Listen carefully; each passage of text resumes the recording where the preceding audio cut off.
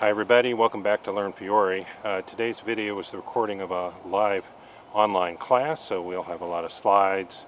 We'll look at a plate, we'll look at the translation, and then we'll discuss how that might work, and then I'll show you a video of my son and I doing our interpretation of the play.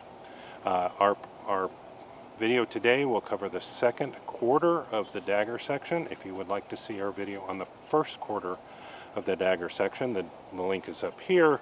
That video covers the first 21 plays, which is the first Remedy Master. Our plays today will cover the second, third, and fourth Masters, which are the next 18 plays, which will leave, I think, 36 or 37 plays still to go that we'll do in future videos. So hope you enjoy.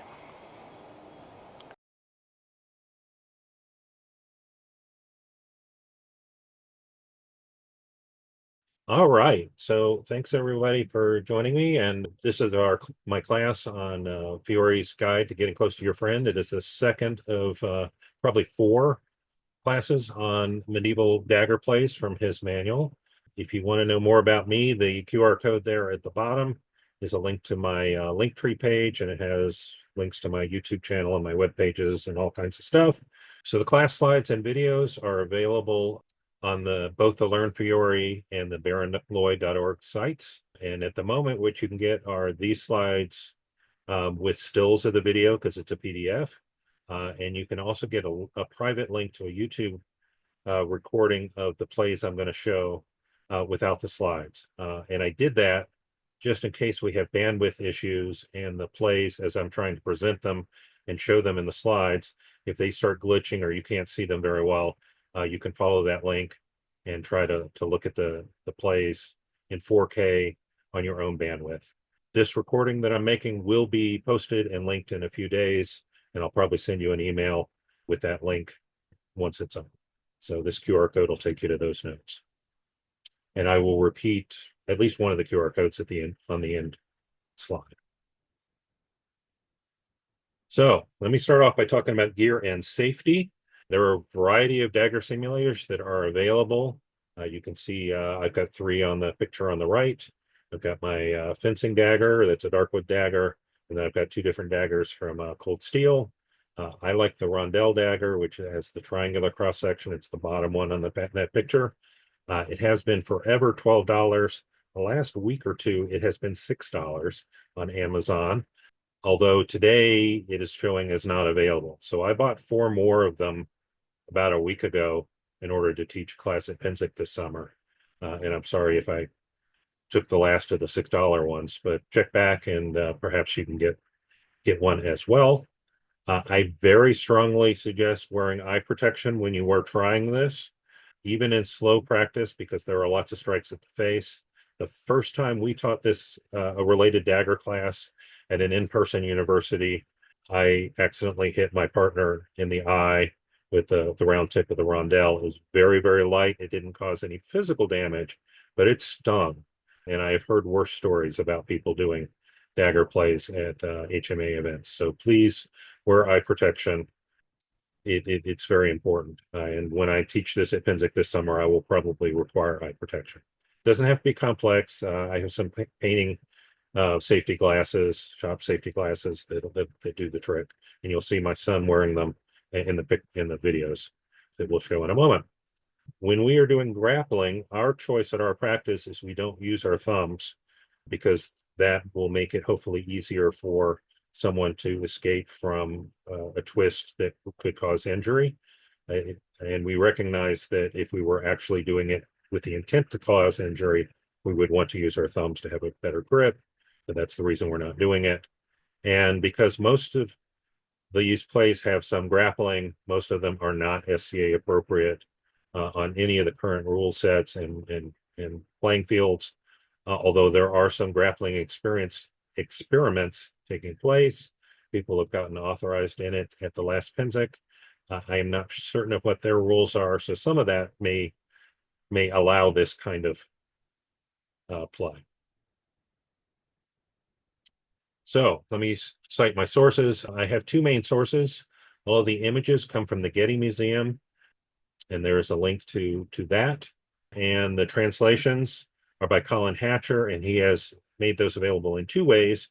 One is he has published a manual, a version of the manual pictured at the right called The Flower of Battle, which looks exactly like the original Getty copy of the manual, except the text, which was in medieval Italian, has been replaced by modern English.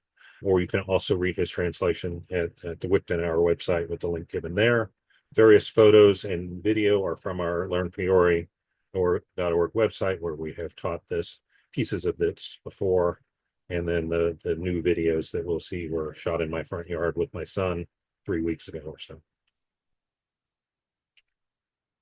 So on to the topic at hand. Fiore's dagger section is the longest section in the manual. It has 5 postas, or positions is maybe the best translation. They're not really guards, and they are on the Getty page 9 recto. There are 2 introductory pages listed there, and then there are 19 pages of actual plays, consisting of 76 total plays on pages 10 to 18. Page 38 from the Getty was misnumbered and mispositioned, and when the numbers were assigned, that obviously they have dagger plays and belong in the middle of the dagger play. So in the Hatcher version of the manual, he has moved that page back in, and I have done the same in my teaching here. So part 1 of the class had the first 21 plays with the plate, the text, the video, covering all of the first Remedy Master with all of his students' encounters. And there's the link to the slides and the video for that first quarter. And the video version of this on YouTube will also have links to that first class that was about a year ago. So this class is part 2, and it will cover the next 3 masters, the 2nd through the 4th, with their students' encounters, and that will consist of 18 plays.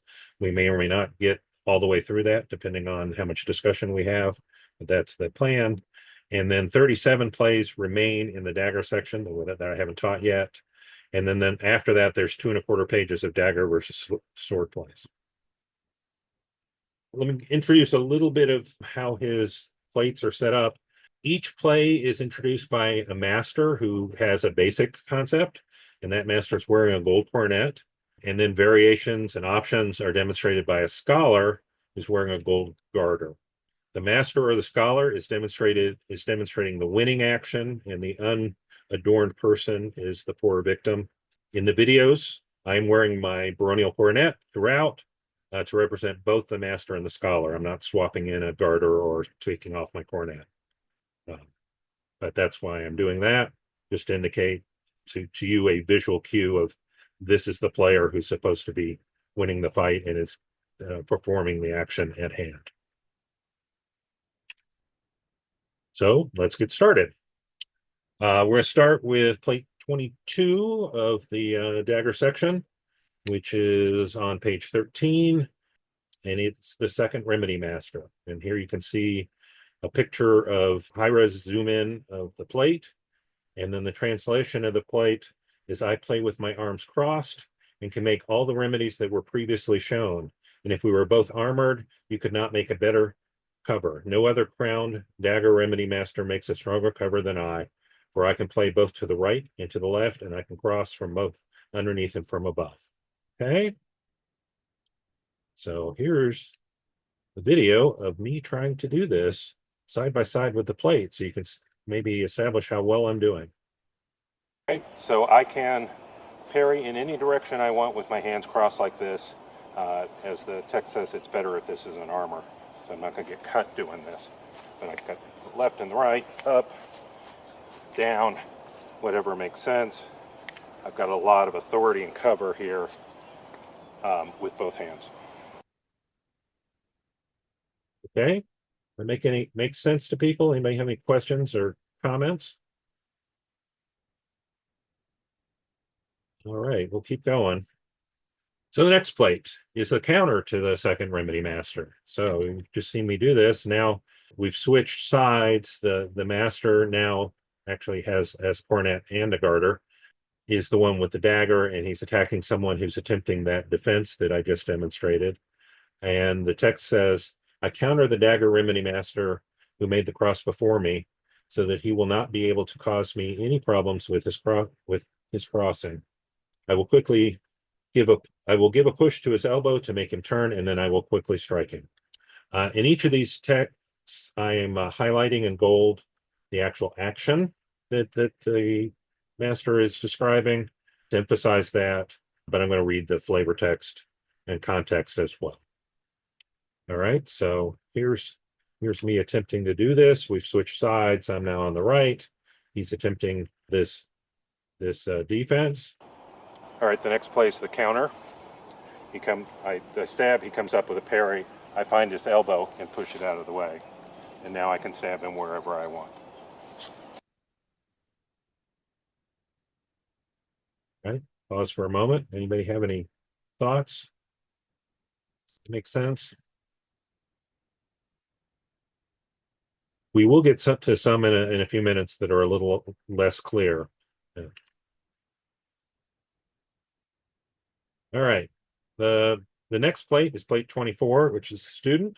And here the scholar is on the left with the garter, full garter. I believe that this very strong lock is fatal to anyone because I can break your arm, throw you to the ground, or take your dagger.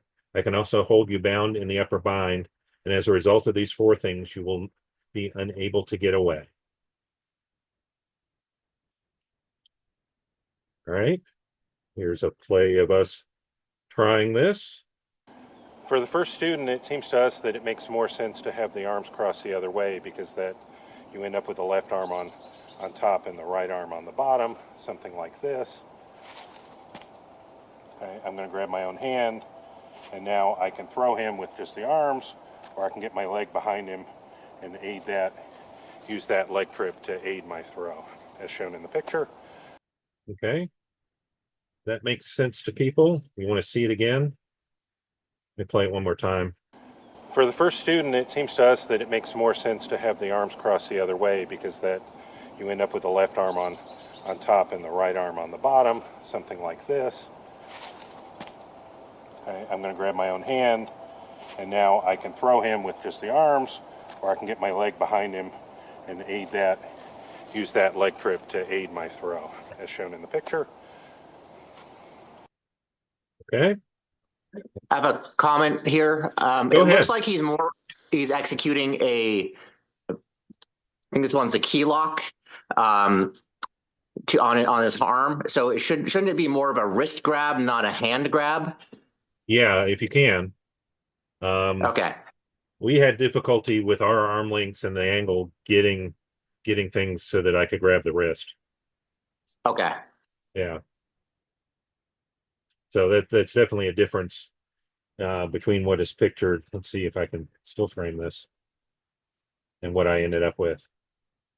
Yeah. See, I'm grabbing my hand, as you noted, as opposed to the wrist. Okay. Good thought. Good comment. Yeah, let's see. Moving on to the next play.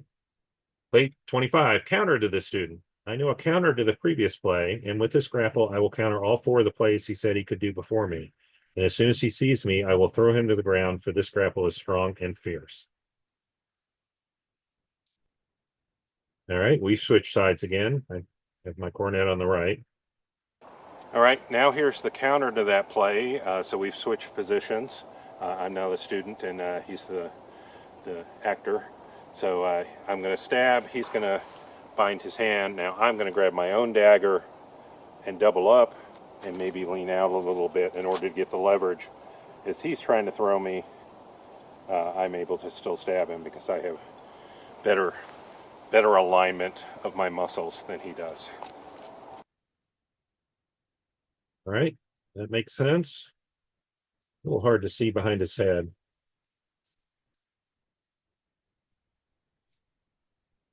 Yeah, it seems like both this play and the last one that the head has still got some slight vulnerability. I mean, this one a little bit more, but there's still head vulnerability. Definitely. So, some of this is better when you're in armor.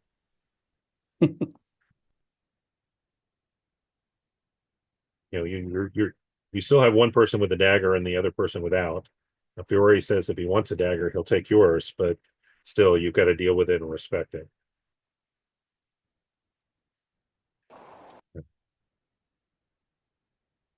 So that concluded the second Remedy Master. Now we're moving on to the third Remedy Master.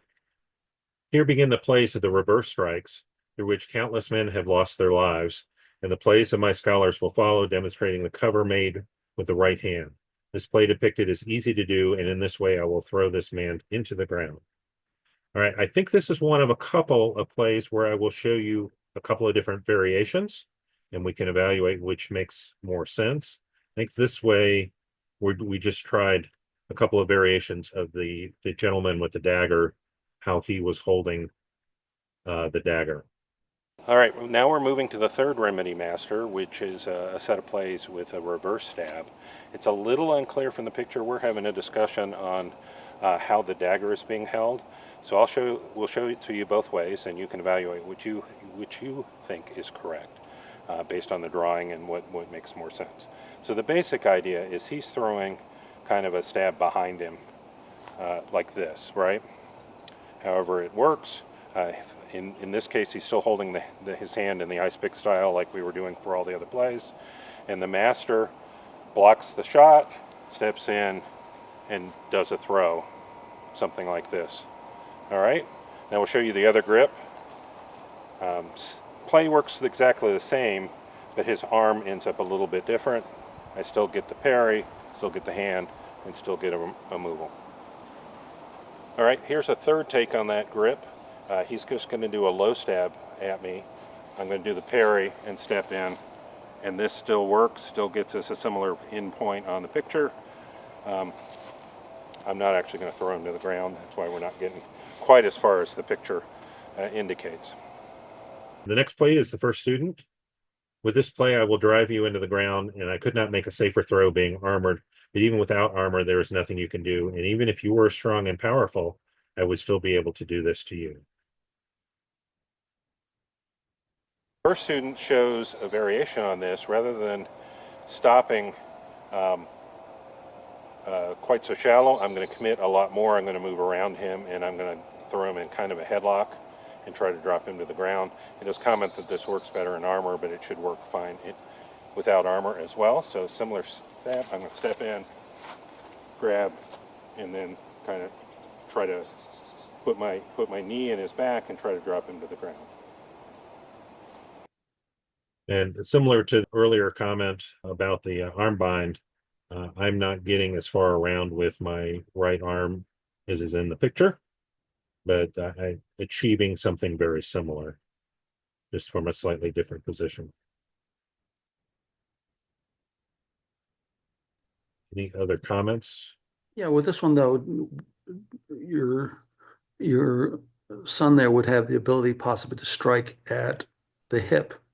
Right. It's like, yeah. And I think that's still true in the picture where he's a little further around. Just a matter of shock and awe and getting him moving and falling pretty quick. I don't think it's possible with the timing. Having been in this position before at jiu-jitsu, not with a dagger, you're not focused on where you're going to be stabbing. You're focused on not ending up in a bad position on the ground. Right, that makes sense too. All right, well, we keep going here. All right, the second student is a variation on this. I don't take my son all the way to the ground in the play, but I'll set this up. Otherwise, you will go to the ground and your arm will be dislocated by the skill of my crowned master. And there is not one counter that you can do to me, for I hold you like this and I'll make you suffer greatly. And I don't see the dagger in that picture anymore.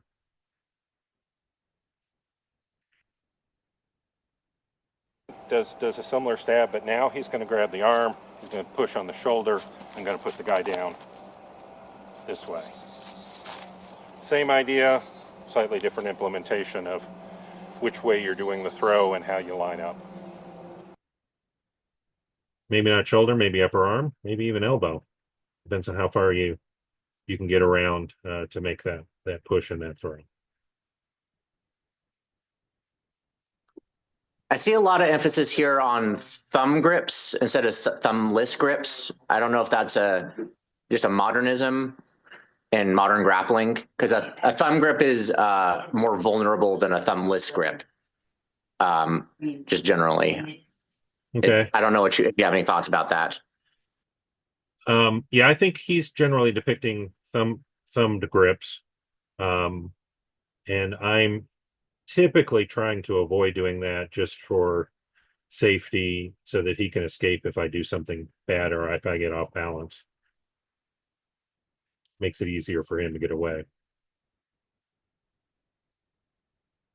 Okay. All right. Moving on, the third student. You can see this is just a different variation on the same thing. This has a lock that has no counter and no defense, and in this way I can take your dagger, and it will be no trouble to bind or dislocate your arm. You will not be able to get away without my permission, and I can ruin your arm if I choose.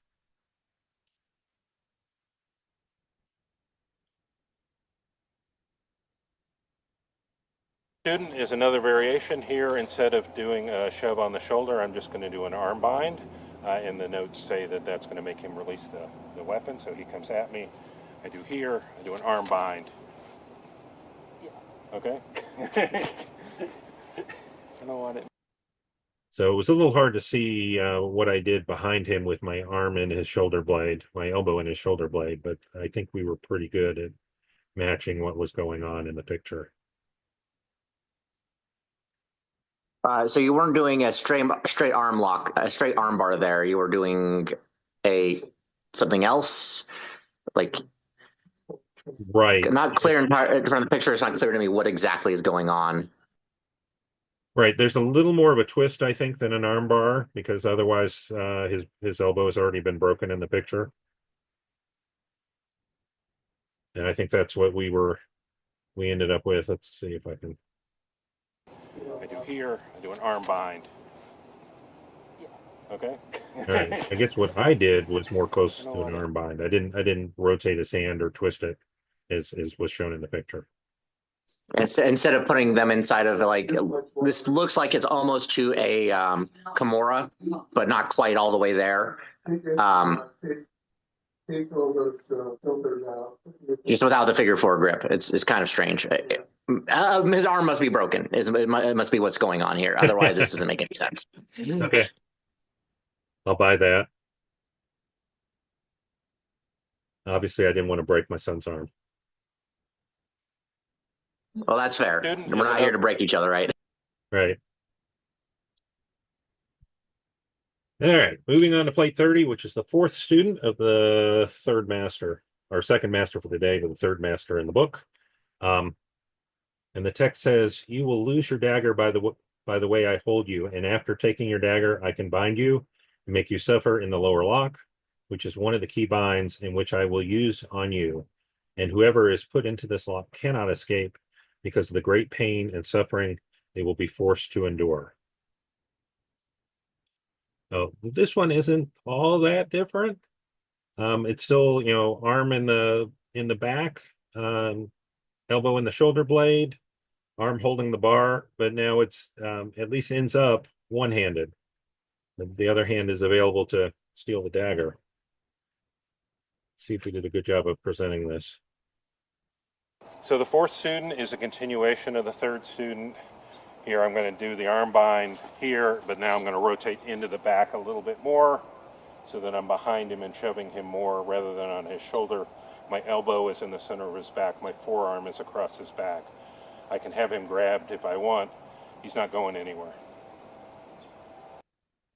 I don't think I quite nailed that one, looking at the picture, but I certainly could steal his dagger with my other hand if I wanted to. He's tied up enough that that would be an option.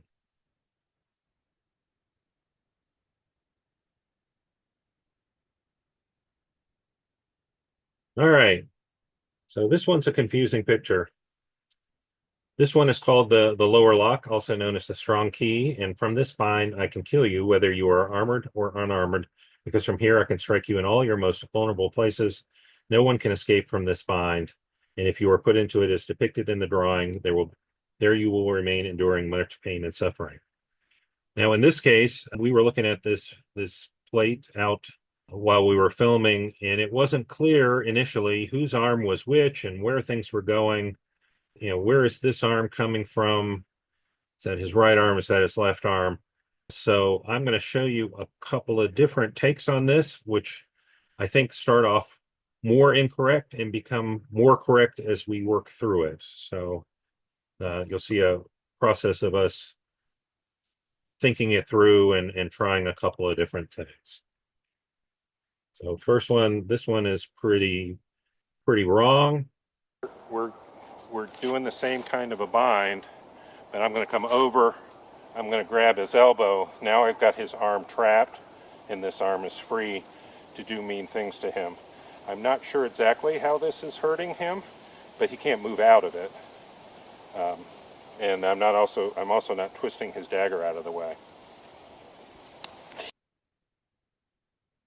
All right, so that was our first try, and we got some of it right, but I think we got a lot of it wrong there. Let me. The second try, I think, is a little closer.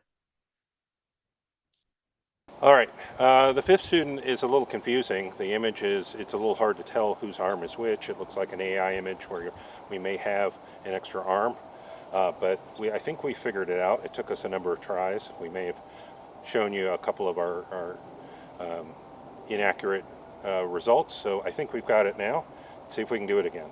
So he comes at me, I grab his arm, I put my arm in the middle of his back, and now I grab his wrist. Now I've got his arm in a bind, and my right arm is free to do whatever I want, take his dagger, do mean things to him, while his arm is trapped, and there's nothing he can do to free that arm. If I apply a little bit more force, it gets painful really quickly. It's a little unclear where the master is grabbing the arm. I grabbed the wrist in that first demonstration. I can grab down lower. I can't quite reach the elbow and have good control, but the forearm here produces the same result. I've got my elbow in his shoulder blade, and I can got his arm pretty tied up. The only thing he can really do to relieve the pressure is step forward and try to move with the force. We did go through this kind of sequence on a lot of them as we were figuring them out. I think we were closer here, but his arm is still kind of in front of his body. It's not tied up behind his body, even though we've got, the arms interlocked and my arm in his back while we're doing this. This almost looks like an omoplata in the way that it seems like the arm is controlled. Like maybe the patient's arm is supposed to be in the armpit. I don't know if you're familiar with an omoplata. Omoplata is like a arm bar with a bent arm bar with your legs, usually on the ground. But this seemed like a similar kind of control. Like the patient's arm is very deeply in which would be the left arm, so that you're trying to submit it in that way. I'm not sure how exactly it's staying there. That's not really clear from this picture. Right. Yeah, I think this picture is not one of the best ones. It's a little hard to tell what's going on. All right. Let's move on to plate 32, which is the counter to the third remedy master. Here we've switched the two places. Master's now on the right again with both a cornet and a garter in this picture. This is the counter to the third dagger remedy master who covers the reverse attack. I have made this bind against him whether he is armored or unarmored. This bind is strong and secure, and if I trap a man who is unarmored in this way, I will ruin his hand and dislocate it, and the pain will be so great I will make him kneel at my feet. And should I wish to strike him, this I can also do. So the defender has grabbed the arm to try to keep it away from the body, and the attacker has brought in a second arm in order to grab the dagger and do a bind with the dagger. Hopefully we get the arms in the right place here. For the countermaster, there's a couple of different permutations you can do, but they end up kind of in the same spot where he's trying to do that play where he's going to push my arm out of the way, and I'm going to grab my dagger with my other hand and twist. And I can twist a couple of different ways. I get myself bound pretty quickly this way. I mean, his arm's trapped, he can't get out, but I can't go any further than this. Going this way, he's more likely to have to let go and go down or do something to respond before I break his wrist. You can see there at the end, I'm actually pretty close to where what the illustration is, with the left hand kind of behind and the right hand being the one that's being grabbed. This seems like more of a kind of controlling position than anything. This looks like a figure four with a dagger. So, yeah, exactly. Plate 33, the fourth remedy master, the last section we're going to cover today, but we do have a couple of students and counters that go with this as well. I am the fourth dagger remedy master, and I play from this grip. From covers like this, my students will hurt many. And if I turn to the right without releasing your arm, I will take your dagger and put you in great pain. So this is actually somewhat close to the first remedy master in that we're grabbing the arms or grabbing the wrist and then the elbow. We didn't cover that today, but at least the initial start is kind of going back to where we started with the first plays. Moved on to the fourth remedy master. Here he's coming at me again, and I'm going to step in and I'm going to grab his forearm with both hands. Okay? Now we're going to show you a bunch of variations on this basic initial start. So the first student and the counter. So he's doubling up here. We have two different variations. So this is the upper bind that locks you up very well. I will take your dagger from you and throw you to the ground, and I can also dislocate your arm. If, however, you grip your right hand with your left hand, then you can counter me and make me let go of you. Student, actually, that the plate shows the student play and the counter to the student play. So I've got him found. I've got both hands. Now I can twist and start to take him down and move so that I have a fair bit of mass and momentum behind it, and that's going to take him down unless he does the counter, which is to grab his own dagger, and now he has a lot more leverage as I'm trying to, and he can stab me wherever he wants. I call that doubling. I don't know exactly where that terminology came from. I don't believe Fiore uses it. it looks like in the plate that he's performing an underhook on the arm. Mm-hmm. There is a judo throw that is this, without a dagger, of course, but that is very similar to this, where, again, it's like Kimura, I believe. It's the upwards bent arm bar, where it's less about like actually breaking the arm. It's more about the fact that you're going to get compliance regardless of what happens, because it is a very uncomfortable and painful position on your shoulder. Right. Because right here, in this one, it looks like you have two hands on, as opposed to your right hand, which would be woven underneath and gripping the wrist of the patient, or of your son in this case. Right. Yeah. Again, the art here, it's a little unclear whose arm is where and whose hand is where. But I think you're right that my right arm should be around and behind. And it's not surprising to me that judo has similar moves. I've had comments from other people that Philippine knife fighting has similar moves, because daggers are daggers and the human body is the human body. So even though there's only so many only so many ways to throw it around, right? Mm-hmm. Even though there's no reason to believe that at this point there was any contact between those combat between the civilizations and the theory, they all evolved to get to very similar points. It's just that the Eastern tradition survived to modern day, and the Western tradition didn't, for whatever reason.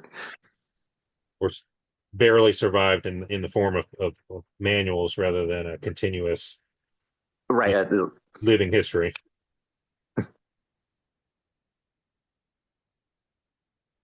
All right.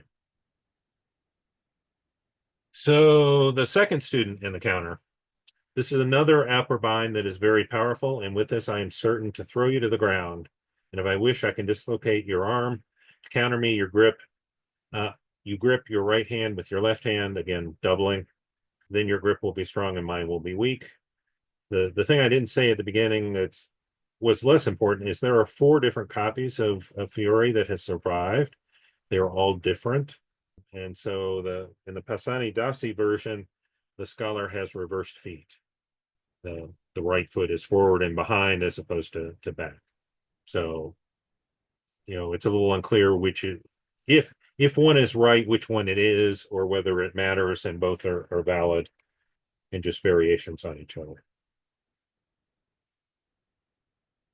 So the next student also shows the counter. The counter is the same as the previous counter, so that shouldn't surprise you here. What the student is doing is a little bit unclear because it looks to me like he's gone from here to having both arms passed and on the upper arm of the attacker, which is here. Now, that's not real good at this distance because I'm still exposed regardless before the doubling even happens. But it does work if I get closer. If I jam him up here, now that upper bind with the elbow in my chest, now I've got a prayer of this actually working. He can't hit me unless he goes to the double and then uses that to re-angle the dagger and do something into the side of my neck maybe. Yeah. It's awkward. It's a little bit unclear what Fiore actually means here. It might make more sense if instead of ending up on his forearm, back on his upper arm, I'm tying him up so that I've got something like this. I'm still controlling his forearm. Now I'm in much better shape. It doesn't exactly match the picture to me, although the picture is unclear. Looks like it may have too many arms. But now he's trapped for the moment, and then when he doubles, now he has enough leverage that he can actually do something to me as a counter. Plate 36 is the 3rd student. After I made the cover of my master, I put my left hand under your right elbow, and my right hand quickly gripped you under your knee in such a way that I could throw you to the ground, and there was no counter that you could do to me. The next student is a little more clear. I'm going to start here. I'm going to apply a little bit of force, put him a little bit off balance. Now I can let go with my right hand and grab his knee or just above his knee and make a throw.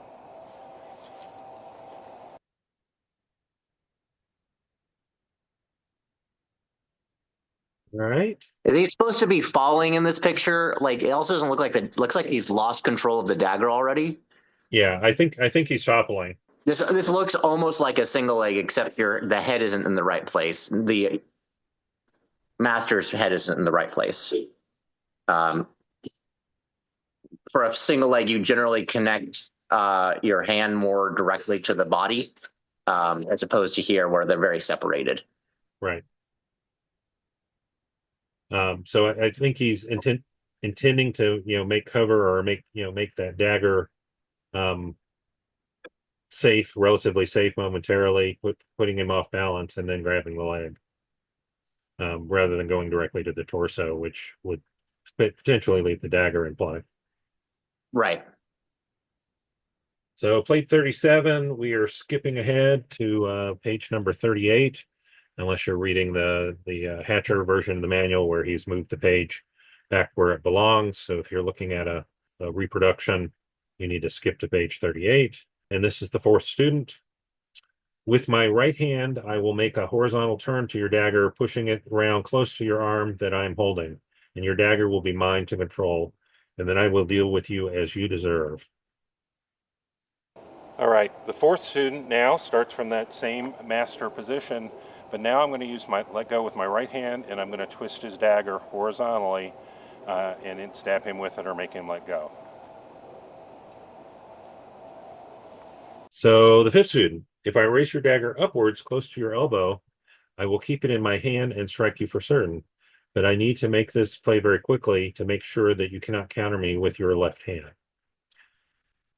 So this one, it's a little ambiguous to me what he means upward and close to your elbow. So we try it both toward the elbow and then we try it upwards. And I think the two of them are different, but I'll show you both variants. All right, the next student is a little unclear because the text seems to contradict what we're doing. So I'll show you two variations. The critical thing is it says upwards toward the elbow. So one variation here is I come in and I find the dagger and I'm going to move it down toward his elbow, and that will break things. Rather than grabbing his forearm, I'm grabbing the dagger and moving it down. The other option is the reverse, where I'm moving it upwards away from his elbow, coming in, finding it, and twisting it this way. The first one seems to make more sense with the picture, but both of those work. Both of them will make that dagger less of a problem for me, the master, in the plays. The first one, you're working towards the closure of the hand, like towards, I guess, the inside of the body. And the other one, you're working to the outside of the body. Or is it just, strictly speaking, you're pushing it directly down? Like you're just pushing it directly towards the elbow, no lateral rotation at all? Certainly when I'm going upward, I wasn't doing anything lateral. When I'm going downward, I was rotating just a little bit so I would go around his elbow so I could get a little more rotation and make it more likely he would let go. So it would be to the outside, the elbow, rotating the hand to the outside, the grip opening position, right? You could. The way I pictured it, it was to the inside.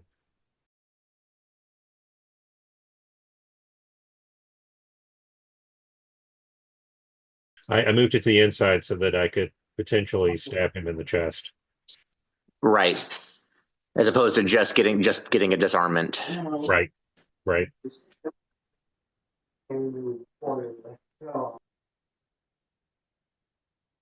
All right.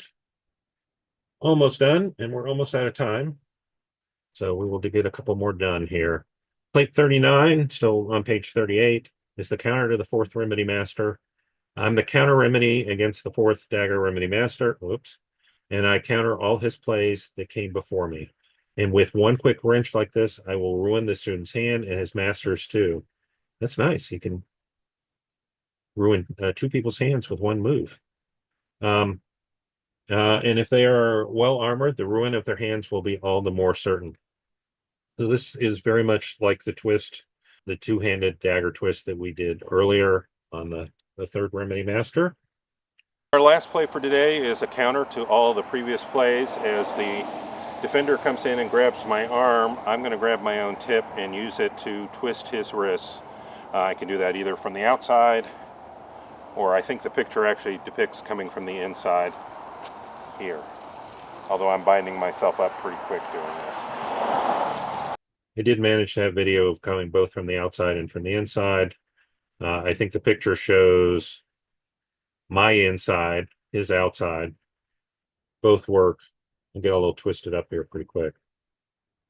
I guess I don't have the text in front of me, so I can't say. Is this in anticipation? Is this a counter to a downward thrust with the dagger? So the master in this case has the dagger. It's a counter to that defense, which is the fourth master, which is grabbing that forearm with both hands. So once he's grabbed that, right. It's more the initiating action. Is it a thrust downwards with the dagger that's trying to be defended here? So, yes. Okay. Yes. Yeah, almost all the plays so far in the Fiore has been, an ice pick style stab. We did have the third master, which was kind of a backhanded stab. But almost all of them are, directly a guy's face and you're stabbing down at him.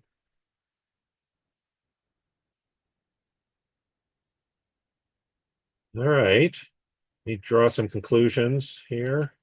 So here's bibliography. This is in the slide set if you want to look at them. I use the first two books now most often. The first one is just a really good facsimile of the original with Italian text, medieval Italian text in all. I do not read medieval Italian. My modern French, which was from high school, helps a little bit, but not a lot. So I rely more on the Colin Hatcher and Tracy Mello adaptation of the book where they've replaced the text with English and moved that one dagger page. There are all kinds of other versions of this with other translations. Freelance Academy Press put together a couple of very large, very nice volumes of the different versions of Fiore with translations and articles on them. I don't believe they've completed this set yet, and it has been quite a while. They did Kickstarter it a long time ago. I did not Kickstarter, but I have bought the individual copies that came out. So those are what I would call primary or close to primary sources in an SCA context. And then these books are all interpretations where it's a modern person explaining the plays and showing pictures of them doing the plays and discussing how they work. So it's their interpretation. So at best, it's a secondary source, and they're great. I used in particular Shred's book quite a bit when I was getting started. I'm not using these anymore. Now that I have a basic understanding, I'm mostly working just from the original source. Here's my get off the stage slide. The website for a lot of this stuff is learnfiore.org. I have flashcards, I have videos, I have articles, and then I have a YouTube channel that has about 40 videos, I think, of different things. This video, either as recorded now or I may re-record it after fixing the video links so that they will play and we'll have a smoother presentation. Although if I do that, we will lose our nice discussion. I'm not sure. We'll see. One or both versions will get posted to the Learn Fiore YouTube site in the next week or so. And then in that QR code is a link to all of those things. So I think that's it for me. So if anybody has any further discussion, anything they want to talk about, I'm open. We've got a few more minutes. I think my next class is at 3:30, and it's about YouTube videos for the SCA. So if you want to join that, let me know. So I didn't see a lot of throws occurring. Are there? Maybe I missed them at some point. Was there other? None of them. The only there's only like two depicted here. None of them were like momentum throws. They were all fairly static. Right. So the way Fiore's manual is organized, he groups them by weapon type. I really look at it as grouping by distance type. So the first section is grappling, and there's a lot of throws and wrestling there. And then he moves to dagger, and then he moves to baton briefly. He moves to, sword in one hand, sword in two hand, onto spear, and then mounted. So that's where most of those are. And he's just, expanding. In addition to the grappling, now that you have a dagger and you're a little further back, this is something you can do. Okay. Make sense? That makes sense.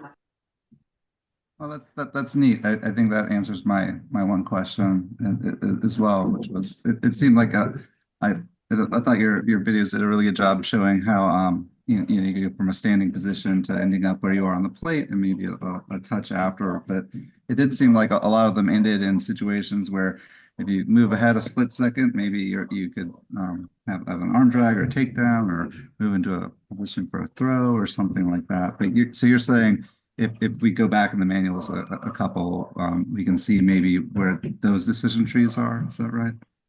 Right. And certainly, I mean, it's clear once you've got somebody in that kind of a bind that you then have options of, getting them to yield, or if you're particularly annoyed at them, breaking their arm or dislocating their shoulder or throwing them to the ground, whatever it is.